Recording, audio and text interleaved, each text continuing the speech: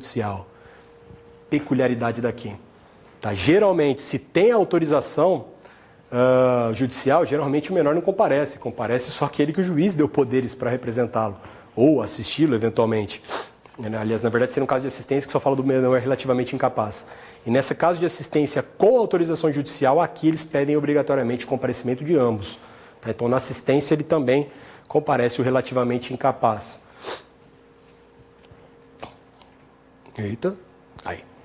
Surdo-mudo, que não puder exprimir a sua vontade pela escrita, deve-se fazer acompanhar de tradutor e intérprete que domine Libras, tá? A língua brasileira de sinais.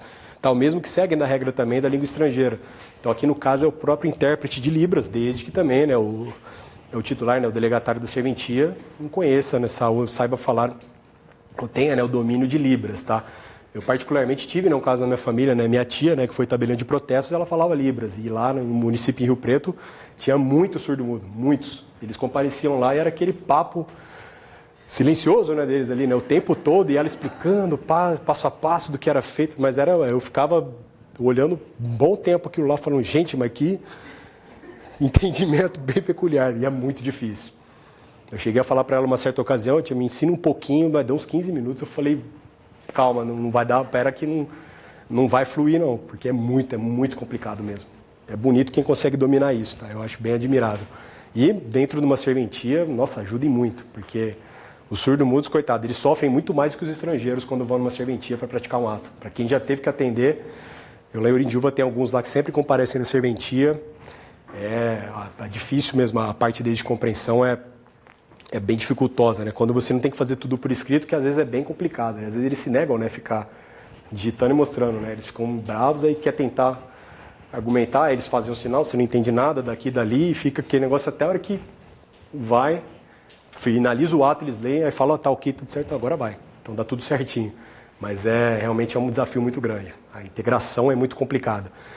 Quando for necessário para a prática do ato a verificação dos poderes do representante da pessoa jurídica ou ente despersonalizado, tá? Leia-se ente despersonalizado, por exemplo, aquela situação excepcionalíssima de condomínio edilício adquirindo um bem imóvel lindeiro, né, àquele determinado condomínio mediante uma autorização condominial e até mesmo, né, em alguns casos de algumas normativas estaduais que assim permitem, uma questão judicial. Tá? Que é uma hipótese excepcionalíssima mesmo. Lembrando que a aquisição não é realizada, lógico, em nome do condomínio edilício, e sim de todos os condôminos. Será arquivada a cópia do documento hábil a atestar seus poderes. Tá? Então, nesse caso específico, então, os poderes aqui, deve ser arquivado o documento hábil que ateste esses poderes de maneira incontestável. Fica dispensada a apresentação do documento acima, o registro ou averbação da escritura pública que contém expressa menção de ter sido cumprida a exigência para a lavratura daquele ato. Tá? Então, se for aqui expressamente constando essa exigência, nesse caso, tá, representante de pessoa jurídica ou ente despersonalizado, aí sim afasta. Então tem que ter reforçar nessa questão da fé pública do tabelião. Parágrafo 3º, caso haja fundada dúvida quanto à atualidade das informações, o delegatário solicitará às expensas do interessado documento atualizado capaz de atestar seus poderes para a prática do ato.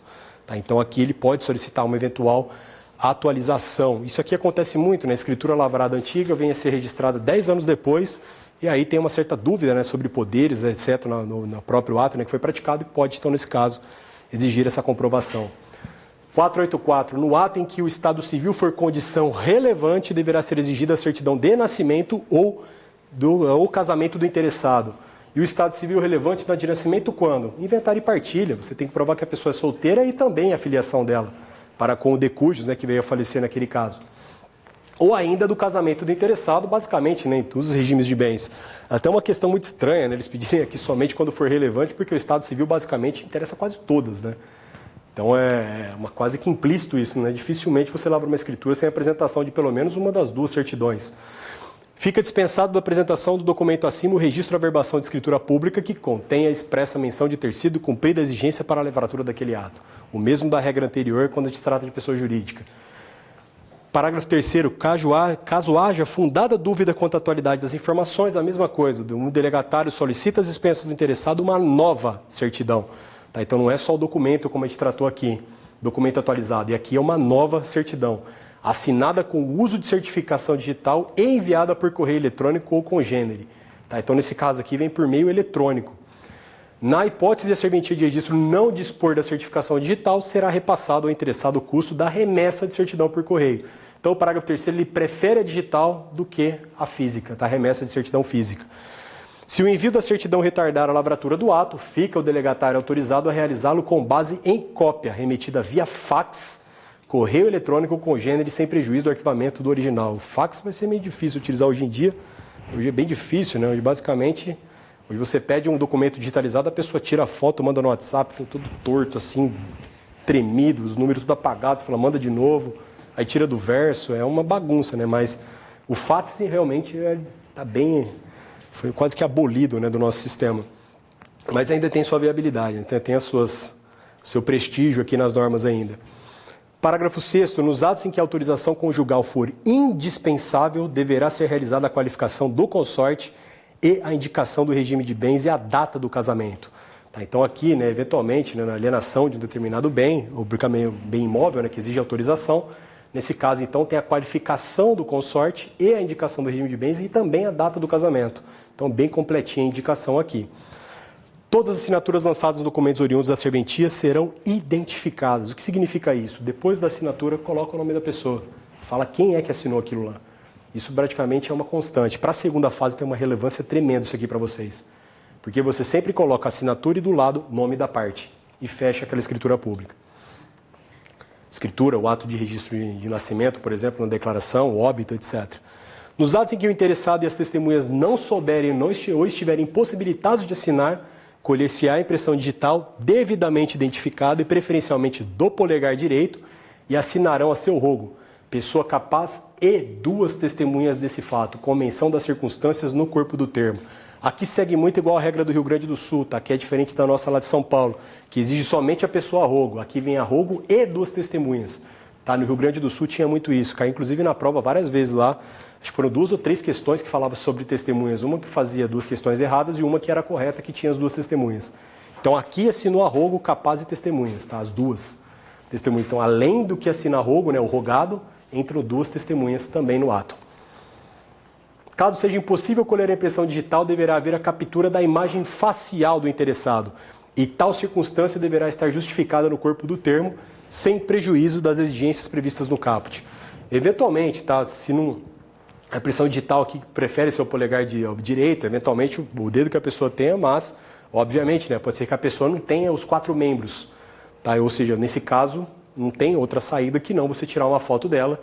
E também não seria justo, de maneira alguma, você restringir ela, né, da prática de atos da vida civil, sendo que ela está em pleno gozo de suas faculdades mentais, simplesmente por ela não ter nenhum membro que possa ser utilizado para tirar a digital datiloscópica.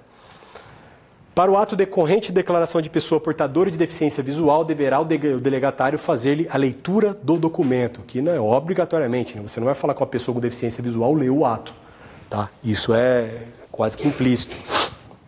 Inclusive, isso aqui já foi até objeto de uma prova de segunda fase IES, já bem mais antiga, que envolvia um caso desse aqui, um deficiente visual, e um dos elementos que mais tirou ponto daquela prova foi o pessoal constando que a escritura foi lida pela pessoa, pelo deficiente visual. Isso realmente um deslize, né? Porque às vezes é automático naquele momento, mas não é impossível. Assim mesmo que também é um analfabeto, por exemplo, que ele vem eventualmente praticar uma procuração pública lavrada, você não vai falar que o analfabeto leu e está concordando com tudo que foi otorgado ali.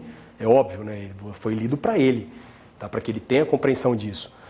A prática de ato por procuração será mencionada no termo, com a indicação da serventia, livro, folha e data da lavratura, se por instrumento público, precedido de confirmação de sua autenticidade e eficácia.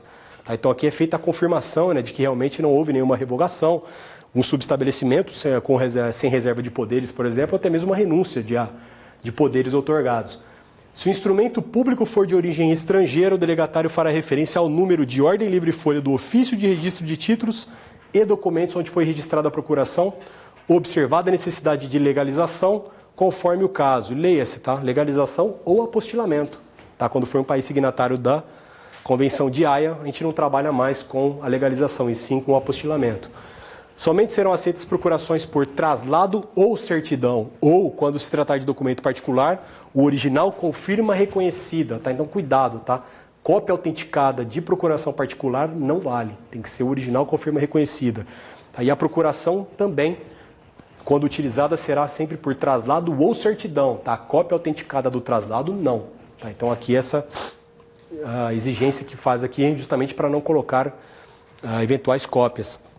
É dispensável o reconhecimento de firma na procuração outorgada ao advogado para a prática de atos no âmbito das serventias extrajudiciais. Então, que se for efetivamente poderes outorgados para um advogado, nós temos aqui então essa possibilidade de afastar a exigência do reconhecimento de firma. Uma norma bem particular daqui também, viu?